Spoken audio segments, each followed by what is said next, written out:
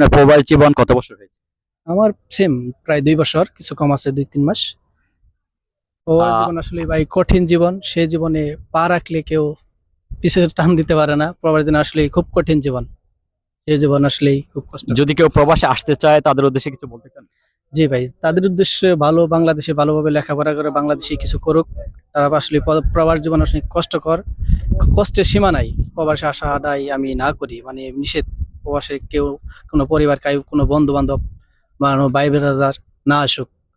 আমরা যে জানি প্রবাসে আসলেই লাখ লাখ কোটি কোটি টাকা কামানো যায়, পাওয়া যায়, সুখ পাওয়া যায় অনেক। এটা আসলে কতটুকু সত্যি বা কতটুকু? জি ভাই, সুখ বলতে প্রবাসীদের সুখ নাই, কারণ ফ্যামিলি, পরিবার সবাই বাংলাদেশে থাকে, তার মনটাও বাংলাদেশে থাকে, এখানে শুধু দেহটা থাকে। ঠিক আছে, প্রবাসে আসলে সুখ শান্তি নাই। টাকা আছে, বাট ফ্যামিলির শান্তির মধ্যে থাকতে পারবো, নিজে কখনো শান্তিতে থাকতে পারবো না, কারণ প্রবাসী জীবন আসলে ভালো না।